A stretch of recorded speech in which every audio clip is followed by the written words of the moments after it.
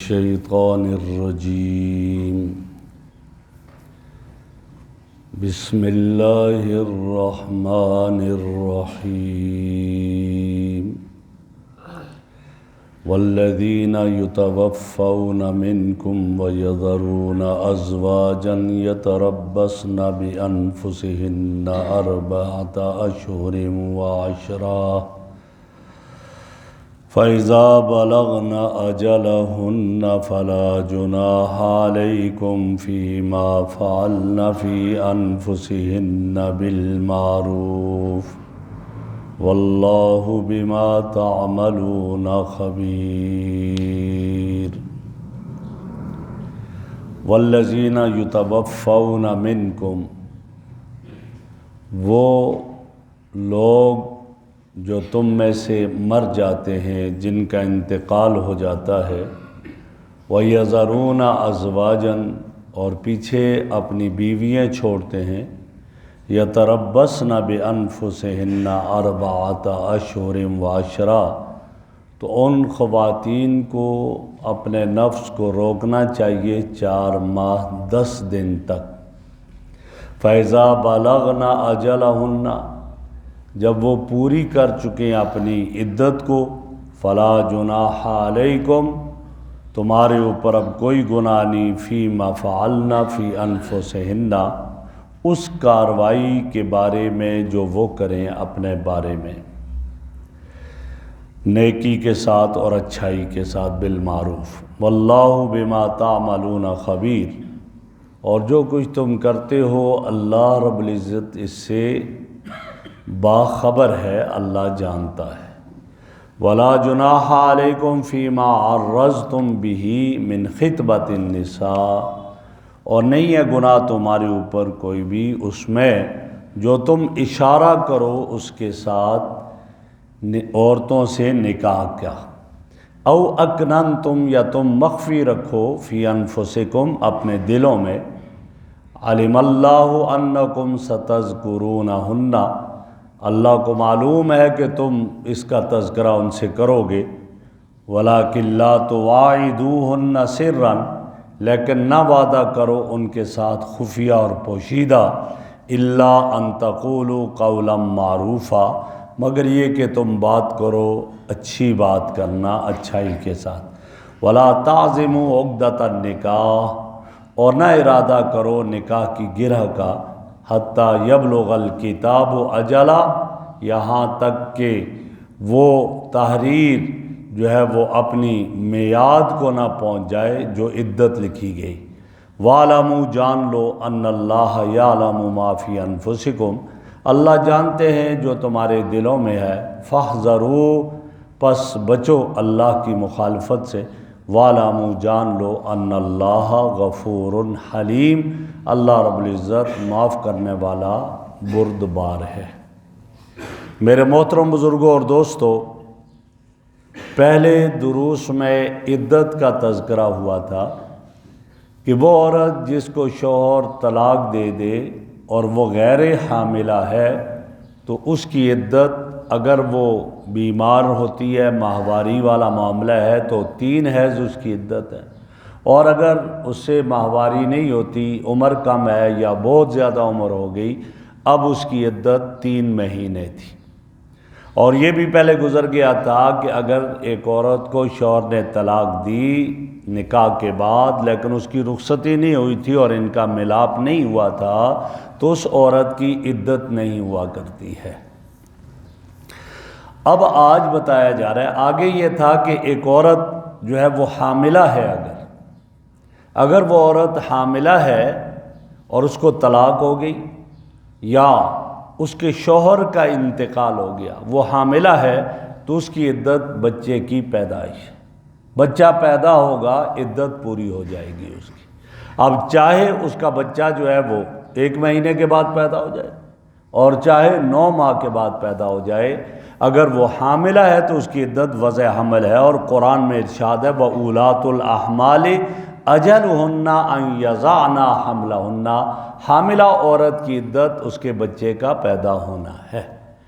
اب طلاق ہے تو پھر بھی 3 مہینے نہیں ہوگی، بچہ پیدا ہوگا تو اور اگر شوہر کا انتقال ہوا تو اس کی عدت بھی بچے کی پیدائش، جیسا کہ آتا ہے کہ حضرت سعد ابن خولہ رضی اللہ تعالیٰ عنہ میرے نبی کے ایک صحابی ہیں، حجۃ الوداع کے موقع پر اونٹنی سے گرے اور شہید ہو گئے، اور ان کی بیوی حاملہ تھی۔ 22 دن کے بعد ان کے یہاں بچہ پیدا ہو گیا۔ جب 22 دن کے بعد بچہ پیدا ہوا تو آپ نے فرمایا بھائی اس کی عدت ختم ہو گئی، اب اس کو دوسرے نکاح کی اجازت ہے، ہاں نفاس کا گزرنا ضروری ہے۔ نفاس کا گزرنا ضروری کا معنی یہ ہے کہ عورت کو جب بچہ پیدا ہو جائے اس کے بعد جو بلیڈنگ ہوتی ہے، جو خون جاری رہتا ہے، اس کو نفاس کہا جاتا ہے۔ اگر وہ نفاس جو ہے وہ پہلے ہی ختم ہو گیا، خون نہیں آیا، تو لہٰذا 22 دن کے بعد وہ شادی کرنے کی اجازت تھی۔ اور فرمایا کہ اگر اس کا خون باقی ہے تو جب تک وہ خون ختم نہیں ہوگا، چونکہ اس سے پھر ہم بستری نہیں ہوگی، جائز نہیں ہوگی، تو لہٰذا اس کا انتظار کیا جائے گا، اور اس وقت دوسری جگہ وہ نکاح کر سکتی ہے۔ یہ اس وقت ہے کہ جب یہ عورت کیا ہو، حاملہ ہو۔ اور اگر ایک عورت جو ہے وہ اس کا شوہر فوت ہو گیا اور وہ حاملہ ہے یا حاملہ نہیں ہے، پہلے میں نے حاملہ کی عدت بتا دی کہ وضع حمل کا پیدا ہونا، اب یہ ایک شوہر کا انتقال ہوا، طلاق نہیں، شوہر کا انتقال ہوا ہے اور عورت حاملہ نہیں ہے، اس کی عدت شریعت نے 4 ماہ 10 دن ذکر کی کہ 4 ماہ 10 دن اس کی عدت ہوگی۔ اور 4 ماہ 10 دن عدت ہونے میں حکمت کیا ہے کہ انتظار کیا جائے گا، اگر حمل ہوا تو حمل ظاہر ہو جائے گا 4 ماہ کے اندر، اور جب حمل ظاہر ہو جائے گا تو اس کی عدت عمل کا پیدا ہونا، بچے کی پیدائش ہو جائے گی۔ اور اگر اس کا حمل ظاہر نہ ہوا 4 ماہ کے اندر تو پھر اس کی عدت وہی 4 ماہ 10 دن رہ جائے گی، لہٰذا وہ اس طرح یہ عورت ہو جائے گی۔ تو اس لیے اس کی عدت کو 4 ماہ 10 دن قرار دیا، اور قرآن نے اس کا تذکرہ کیا، فرمایا وَالَّذِينَ يُتَوَفَّوْنَ مِنْكُمْ، تم میں سے جو لوگ مر جاتے ہیں، وَيَذَرُونَ أَزْوَاجًا، اور اپنی بیویاں پیچھے چھوڑتے ہیں، بیوی بیوہ ہو گئی، يَتَرَبَّصْنَ بِأَنفُسِهِنَّ 4 أَشْهُرٍ وَعَشْرًا، 4 ماہ 10 دن تک وہ انتظار کریں۔ یہ فرما دیا، یہ کب ہے؟ جب وہ حاملہ نہ ہو، اگر حاملہ ہوگا تو عدت وضع حمل ہوگی، تو 4 ماہ 10 دن ان کی عدت ہے۔ اچھا، عدت کا مسئلہ یہ ہے کہ یہودیوں کے ہاں عدت کا جو معاملہ ہوا کرتا تھا وہ یہ تھا کہ وہ 1 سال پورا عدت ہوتی تھی یہود کی، اور وہ عورت گھر میں نہیں رہتی تھی، کوئی کھانا پکانا نہیں، کچھ بھی نہیں، اس کو الگ رکھا جاتا۔ یہودیوں کے ہاں یہ تھا۔ ہندوؤں کے ہاں یہ ہے کہ ابھی شوہر فوت ہوا وہ دوسرے سے شادی کر لے، یا تو یہ ہوتا ہے شوہر کے ساتھ جلا دیتے ہیں، یا شوہر کے ساتھ جلا دیتے ہیں، اور یا یہ ہے کہ وہ اس طرف۔ تو اب یہ ان کے ہاں سلسلہ تھا۔ تو اسلام بین درمیانہ، تو فرمایا نہیں، عدت ہے لیکن 4 ماہ 10 دن ہے، فوراً شادی بھی نہیں کرے گی جب تک عدت نہیں گزرے گی، اور عدت کے دوران تو نکاح جائز ہی نہیں ہے۔ اور یہ ہے کہ یہ بالکل، اور زمانہ جاہلیت میں کیا تھا؟ زمانہ جاہلیت میں یہ ہوتا تھا، زمانہ جاہلیت اس سے کہا جاتا ہے آپ صلی اللہ علیہ وسلم کی تشریف آوری سے پہلے کا جو زمانہ تھا۔ اس زمانہ جاہلیت میں اگر ایک عورت فوت ہو گئی، اس عورت کا شوہر فوت ہو گیا، اس عورت کو منحوس سمجھا جاتا تھا، یہ منحوس ہے، اور اس کو گھر سے نکال دیا جاتا تھا۔ الگ ایک مکان میں وہ رہتی تھی اور پورا سال وہاں رہتی تھی، اور اس میں نہ وہ غسل کر سکتی تھی، نہ کچھ اور کر سکتی تھی، نہ کسی کے ساتھ کھا سکتی تھی، نہ کسی کے ساتھ رہ سکتی تھی، لہٰذا وہاں ہی بند رہے گی 1 سال تک اس مکان میں۔ اور جب سال پورا ہو جاتا تھا پھر رشتہ دار آ کر اس کو اس مکان سے نکالتے تھے، اور کسی سواری اونٹ یا کسی اور سواری پر سوار کرتے، اور اس کے ہاتھ میں مینگنیاں دیتے تھے، اونٹ کی یا اسی طرح بکری کی مینگنیاں، اور وہ ان مینگنیوں کو پھینکتے پھینکتے وہاں سے نکلتی تھی، اور اعلان ہوتا تھا کہ آج اس کی عدت پوری ہو گئی۔ اب وہ غسل کرتی تھی، اور اس کے بعد جو ہے وہ گھر میں رہتی تھی۔ یہ زمانہ جاہلیت میں تھا، لیکن اسلام نے کہا نہیں، اسلام نے یہ بتا دیا وہ عدت گزارے گی، غسل بھی کرے گی، لباس بھی پہنے گی، لیکن سوگ منائے گی۔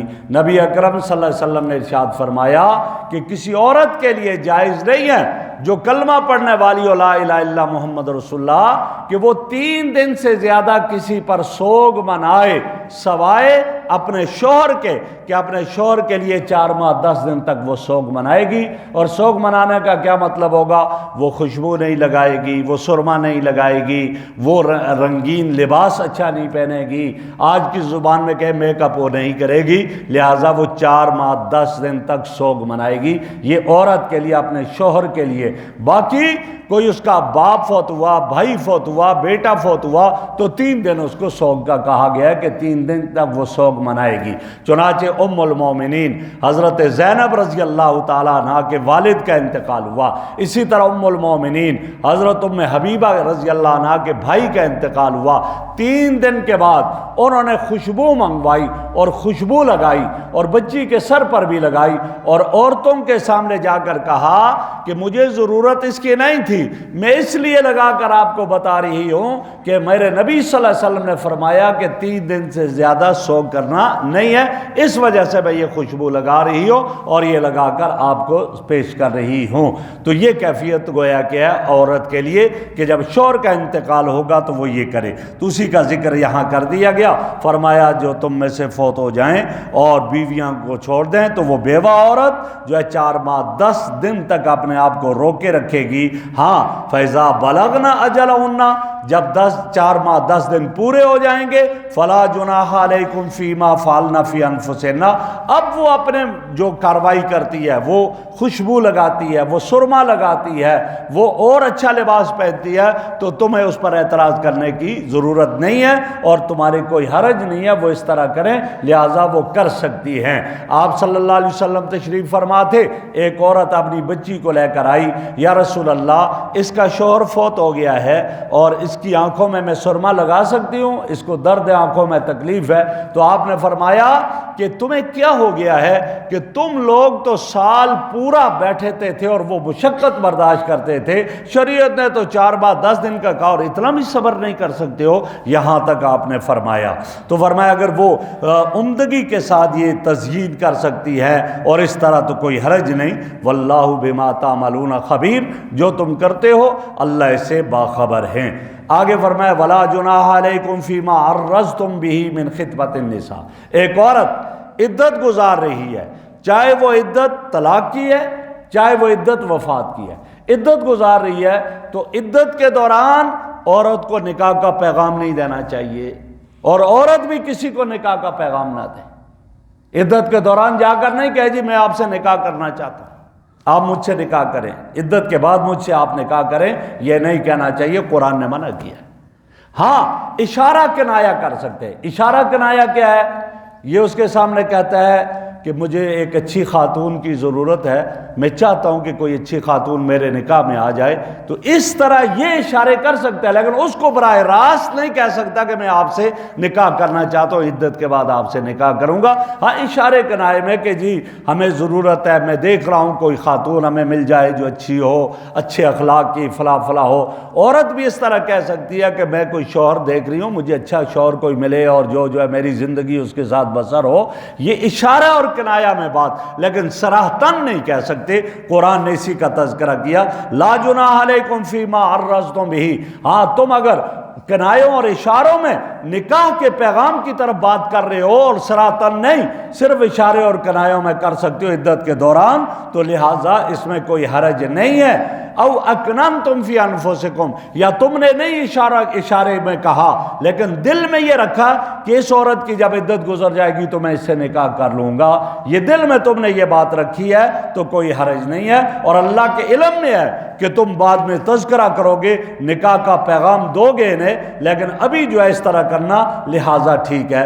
وَلَٰكِن تُوَاعِدُوهُنَّ، لیکن تم ان سے وعدہ نہ کرو، خفیہ وعدہ نہ کرو. آپس میں ڈیل ہو گئی، ٹھیک ہے عدت گزرنے کے بعد ہمارا نکاح ہو جائے گا. فرمایا نہ، وَلَٰكِن لَا تُوَاعِدُوهُنَّ سِرًّا، خفیہ بھی ان کے ساتھ یہ وعدہ نہ کرو ہاں نکاح کا کہ میں تم سے نکاح کر لوں گا. إِلَّا أَن تَقُولُوا قَوْلًا مَّعْرُوفًا، ہاں ان سے بات کرو، اچھائی کی بات کرو، عمدگی کی بات کرو، نیکی کی بات کرو. وَلَا تَعْزِمُوا عُقْدَةَ النِّکَاحِ، اور نکاح کے اس گرہ کا ارادہ ابھی ان کے سامنے ظاہر نہ کرو. حتیٰ یبلغ الکتاب، الکتاب اجلا، جب تک کہ وہ عدت ان کی اپنی انتہا کو نہ پہنچ جائے۔ جب عدت انتہا کو پہنچ گئی اب اس سے جا کر کہہ سکتا ہے جی میں آپ سے نکاح کرنا چاہتا ہوں، اب نکاح کا پیغام پہنچا سکتے ہو۔ وَاعْلَمُوا أَنَّ اللَّهَ يَعْلَمُ مَا فِي أَنفُسِكُمْ، جان لو اللہ رب العزت جانتے ہیں جو تمہارے دلوں میں ہے، ارادہ ہے جو تم نے رکھا ہوا نکاح کا، اس کو بھی جانتے ہیں، لیکن اللہ رب العزت کے عذاب سے ڈرو اور اللہ رب العزت کی مخالفت سے بچو، اور جان لو اللہ رب العزت معاف کرنے والا ہے اور حلیم اور بردبار ہے۔ اللہ رب العزت ہمیں عمل کی توفیق عطا فرمائے۔